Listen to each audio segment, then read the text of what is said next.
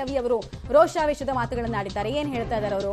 ವಕ್ಫ್ board ಅನ್ನೋದು ಆಧುನಿಕ ಭಸ್ಮಾಸುರ, ಹಿಂದಿನ ಭಸ್ಮಾಸುರನಂತೆ ಇಂದಿನ ಭಸ್ಮಾಸುರ ಎಲ್ಲರ ತಲೆ ಮೇಲೆ ಕೈ ಇಡೋದಕ್ಕೆ ಬಂದಿದ್ದಾನೆ ಅನ್ನೋದನ್ನ ಅವರು ವ್ಯಾಖ್ಯಾನಿಸ್ತಾ ಇದ್ದಾರೆ. ಭಗವಂತ ಮತ್ತೊಮ್ಮೆ ಮೋಹಿನಿ ರೂಪದಲ್ಲಿ ಭಸ್ಮಾಸುರನನ್ನ ನಾಶ ಮಾಡಬೇಕಾದ ಅವಶ್ಯಕತೆ ಇದೆ ಅಂತ ಸಿ.ಟಿ. ರವಿ ಅವರು ಪುರಾಣಗಳ ವಿಚಾರವನ್ನು ಉಲ್ಲೇಖ ಮಾಡ್ತಾ ಇದ್ದಾರೆ. ದತ್ತಮಾಲಾ ಧರ್ಮ ಸಭೆಯಲ್ಲಿ ಈ ರೀತಿಯಾಗಿ ಆಕ್ರೋಶಭರಿತರಾಗಿ ನುಡಿಗಳನ್ನು ಆಡಿದ್ದಾರೆ. ಜನರಿಂದ ಹೊರಪಡೆದು ಅಧಿಕಾರಕ್ಕೆ ಬಂದ ಕಾಂಗ್ರೆಸ್ ಜನರ ಪಾಲಿಗೆ ಭಸ್ಮಾಸುರ ಆಗಿದೆ. ಜಮೀರೊಬ್ಬ ನಿಮಿತ್ತ ಮಾತ್ರ. ನಮ್ಮಿಂದ ಹೊರಪಡೆದ ಕಾಂಗ್ರೆಸ್ಸು ನಮ್ಮ ದೇವಸ್ಥಾನ ನಮ್ಮದು ಅಂತ ಇದೆ, ನಮ್ಮ ಸ್ಮಶಾನನ, ನಮ್ಮ ರೈತರ ಜಮೀನನ್ನು, ನಮ್ಮ ದಲಿತರ ಜಮೀನನ್ನು ನಮ್ಮದು ಅಂತ ಹೇಳೋಕ್ಕೆ ವಕ್ಫ್ ಬೋರ್ಡಿಗೆ ಆ ಪರಮಾಧಿಕಾರ ಸಿಕ್ಕಿದ್ದೆ ಕಾಂಗ್ರೆಸ್ಸಿಗೆ ಮತ ಕೊಟ್ಟಿದ್ರಿಂದ.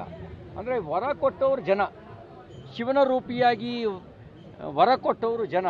ಶಿವನ ಹತ್ರ ವರ ಪಡೆದು ಶಿವನ ತಲೆ ಮೇಲೆ ಕೈ ಇಡಕ್ಕೆ ಬರ್ತಾ ಇರೋದು ಕಾಂಗ್ರೆಸ್ ಪಾರ್ಟಿ. ಹಾಗಾಗಿ ನಾವಿವತ್ತು ಗಂಭೀರವಾಗಿ ಆಲೋಚನೆ ಮಾಡಬೇಕು. ಹಿಂದೂ ಸಂಘಟನೆ ಮಾತ್ರ ಇದಕ್ಕೆ ಉತ್ತರ. ಜಾತಿ ರಾಜಕಾರಣಕ್ಕೂ ಹಿಂದೂ ಸಂಘಟನೆನೇ ಉತ್ತರ. ಅಸ್ಪೃಶ್ಯತೆಯನ್ನು ದೂರ ಮಾಡೋದಕ್ಕೂ ಹಿಂದುತ್ವದ ಭಾವ ಬೆಳೆಸೋದೇ ಉತ್ತರ. ರಾಷ್ಟ್ರ ಉಳಿಸ್ಕೊಳ್ಬೇಕು ಅಂದರೆ ಹಿಂದೂ ಸಂಘಟಿತನಾಗಬೇಕು. ಹಾಗಾದಾಗ ಮಾತ್ರ ನಮ್ಮ ಸಂವಿಧಾನ ಉಳಿಯುತ್ತೆ. ಹಿಂದೂ ಇಲ್ಲದೆ ಇದ್ದರೆ ಶರಿಯಾ ಮಾತ್ರ ಇಳಿಯುತ್ತೆ, ಸಂವಿಧಾನ ಉಳಿಯಲ್ಲ. ಹಿಂದೂ ಯಾವತ್ತು ನಾಶ ಆಗ್ತಾನೋ ಅವತ್ತು ಈ ದೇಶದಲ್ಲಿ ಸಂವಿಧಾನ ಇರಲ್ಲ. ಅಲ್ಲಿ ಕೇವಲ ಮಾತ್ರ ಶರಿಯಾ ಮಾತ್ರ ಉಳ್ಕೊಳ್ಳುತ್ತೆ.